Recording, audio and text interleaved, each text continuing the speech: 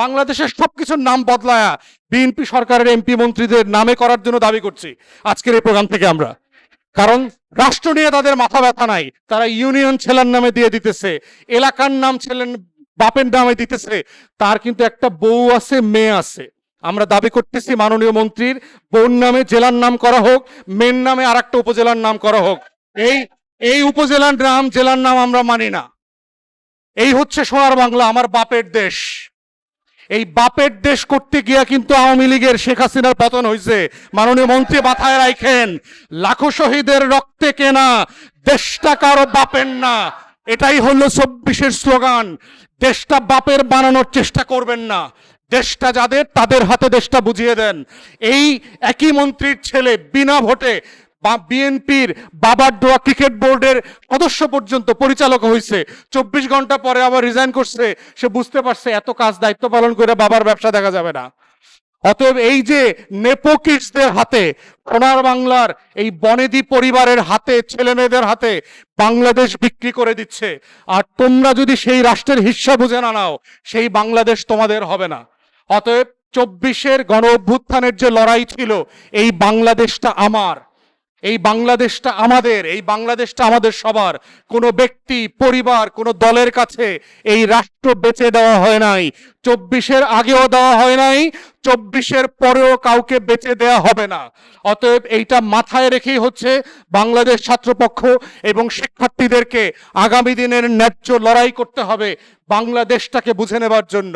এই রাষ্ট্রের সহায় সম্পত্তি, সীমান্ত, শিক্ষা, বাজেট সবকিছুর মালিকানা হচ্ছে এই রাষ্ট্রের তরুণদের, আগামী দিনের ভবিষ্যৎ প্রজন্মের। কারণ দিন শেষে এইটা তোমাদের লড়াই।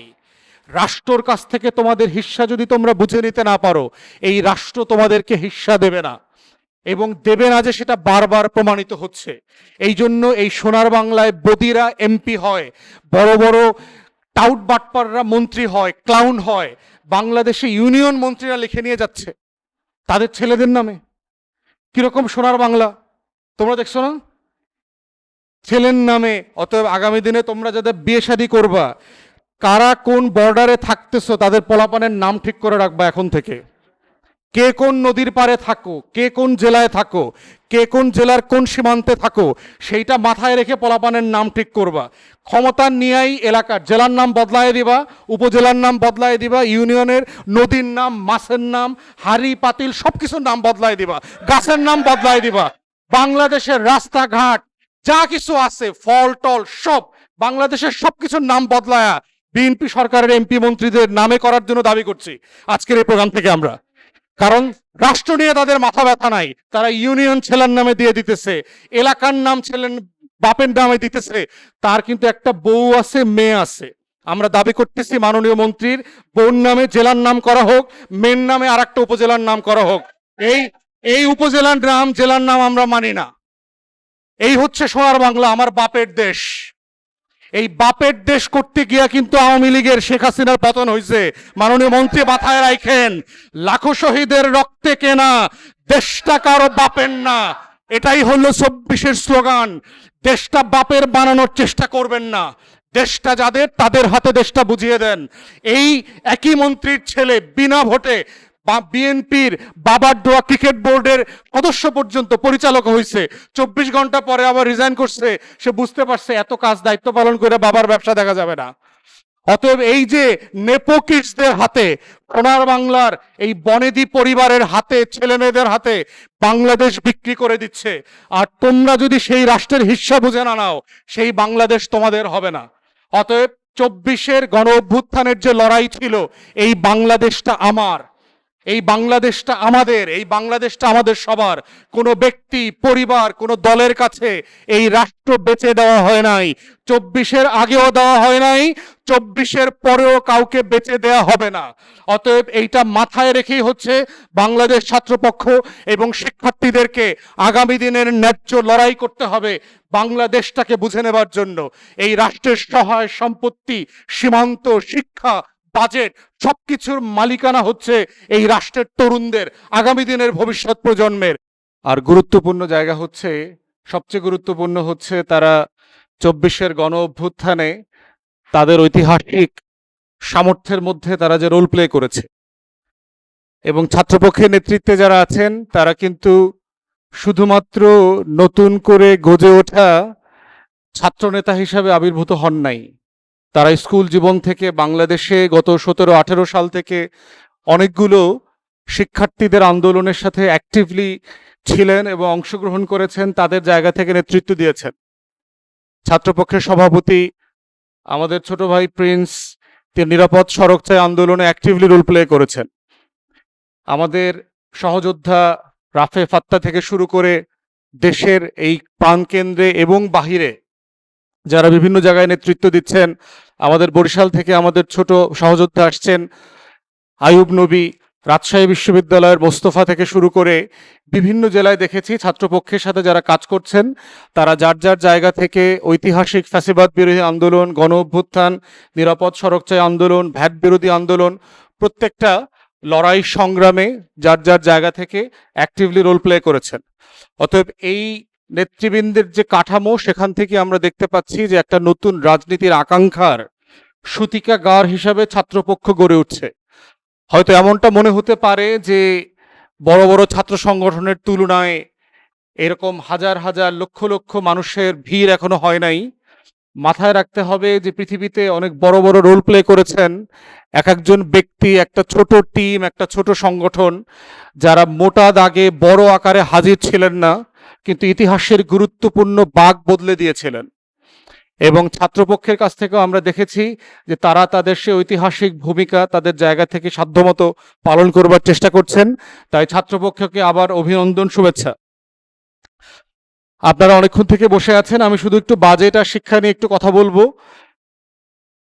প্রথম কথা হচ্ছে যে বাজেটে প্রতি বছর শিক্ষা নিয়ে যখন আলোচনা হয় তখন বলা হয় যে আমাদের শিক্ষার্থীদের বাজেটে শতাংশ কত দেয়া হবে এবং কত শতাংশ শিক্ষার্থীদের আপনার মিল দেয়া হবে, ভর্তুকি দেয়া হবে, বেতন বাড়ানো হবে শিক্ষকদের, এই আলোচনাগুলো হয়।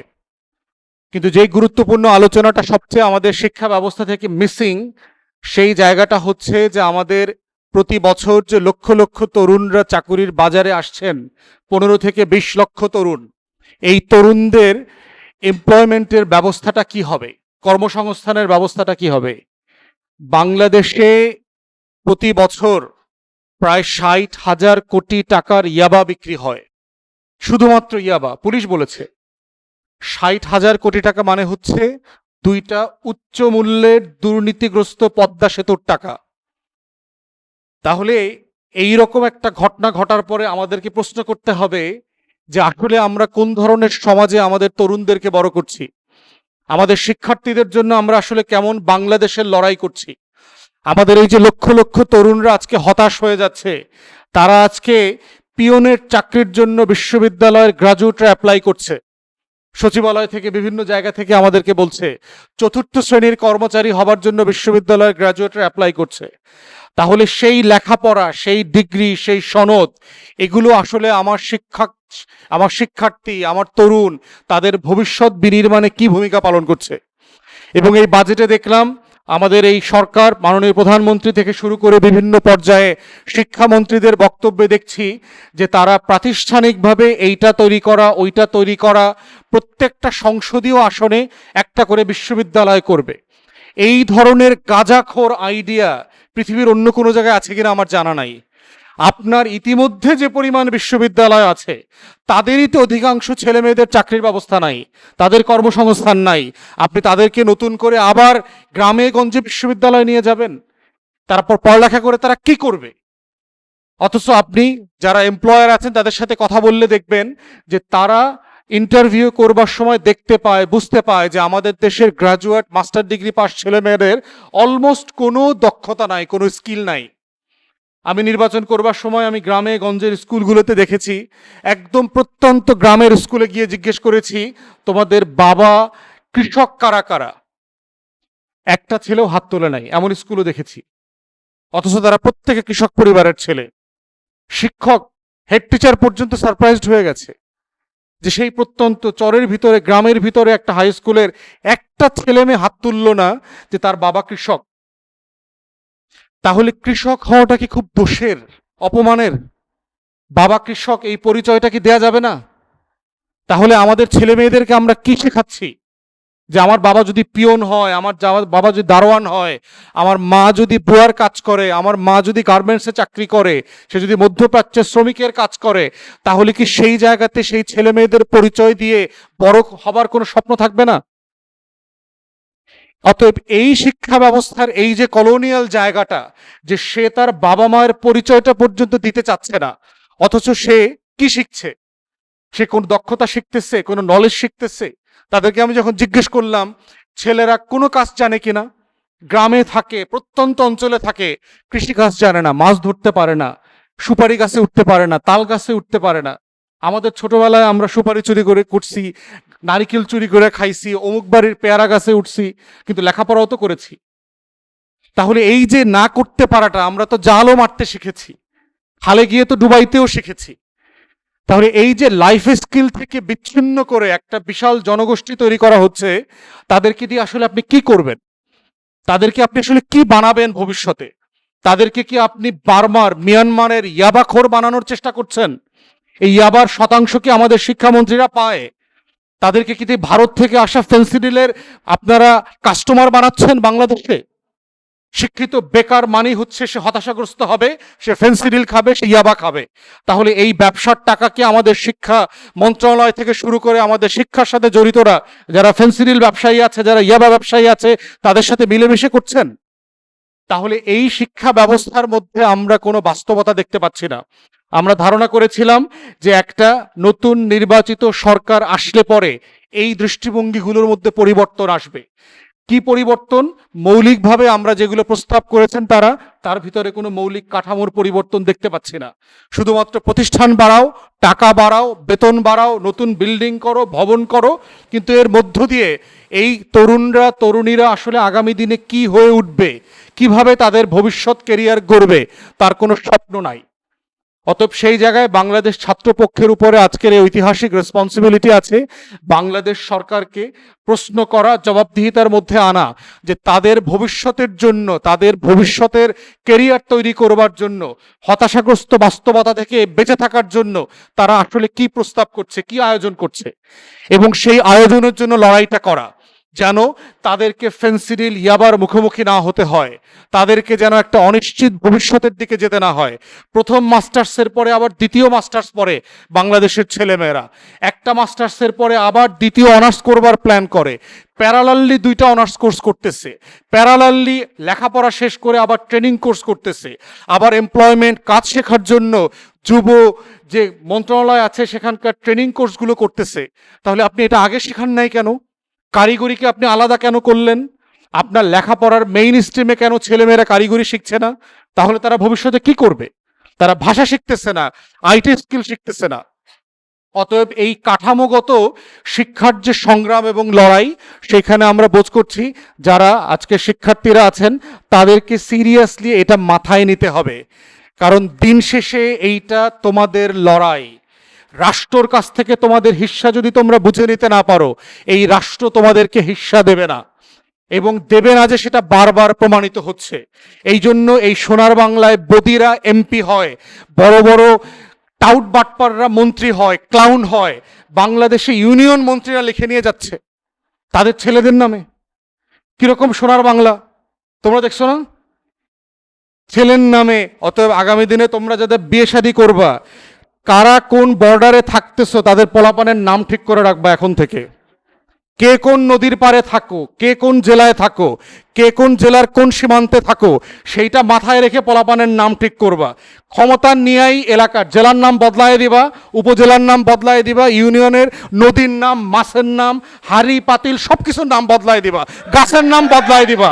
বাংলাদেশের রাস্তাঘাট যা কিছু আছে, ফল টল সব, বাংলাদেশের সবকিছুর নাম বদলায়া বিএনপি সরকারের এমপি মন্ত্রীদের নামে করার জন্য দাবি করছি আজকের এই প্রোগ্রাম থেকে আমরা। কারণ রাষ্ট্র নিয়ে তাদের মাথা ব্যথা নাই, তারা ইউনিয়ন ছেলের নামে দিয়ে দিতেছে, এলাকার নাম ছেলের বাপের নামে দিতেছে। তার কিন্তু একটা বউ আছে, মেয়ে আছে। আমরা দাবি করতেছি মাননীয় মন্ত্রীর বউর নামে জেলার নাম করা হোক, মেয়ের নামে আর একটা উপজেলার নাম করা হোক। এই উপজেলার নাম, জেলার নাম আমরা মানি না। এই হচ্ছে সোনার বাংলা, আমার বাপের দেশ। এই বাপের দেশ করতে গিয়া কিন্তু আওয়ামী লীগের শেখ হাসিনার পতন হয়েছে। মাননীয় মন্ত্রী মাথায় রাখেন, লাখো শহীদের রক্তে কেনা দেশটা কারো বাপের না, এটাই হলো 24-এর স্লোগান। দেশটা বাপের বানানোর চেষ্টা করবেন না, দেশটা যাদের তাদের হাতে দেশটা বুঝিয়ে দেন। এই একই মন্ত্রীর ছেলে বিনা ভোটে বিএনপির বাবার দোয়া ক্রিকেট বোর্ডের সদস্য পর্যন্ত পরিচালক হয়েছে, 24 ঘন্টা পরে আবার রিজাইন করছে।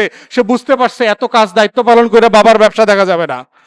অতএব এই যে নেপোকিটসদের হাতে, সোনার বাংলার এই বনেদি পরিবারের হাতে, ছেলে মেয়েদের হাতে বাংলাদেশ বিক্রি করে দিচ্ছে। আর তোমরা যদি সেই রাষ্ট্রের হিস্সা বুঝে না নাও, সেই বাংলাদেশ তোমাদের হবে না। অতএব 24-এর গণ অভ্যুত্থানের যে লড়াই ছিল, এই বাংলাদেশটা আমার, এই বাংলাদেশটা আমাদের, এই বাংলাদেশটা আমাদের সবার। কোনো ব্যক্তি, পরিবার, কোনো দলের কাছে এই রাষ্ট্র বেচে দেওয়া হয় নাই। 24-এর আগেও দেওয়া হয় নাই, 24-এর পরেও কাউকে বেচে দেওয়া হবে না।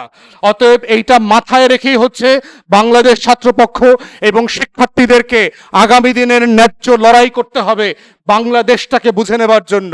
এই রাষ্ট্রের সহায় সম্পত্তি, সীমান্ত, শিক্ষা, বাজেট সবকিছুর মালিকানা হচ্ছে এই রাষ্ট্রের তরুণদের, আগামী দিনের ভবিষ্যৎ প্রজন্মের।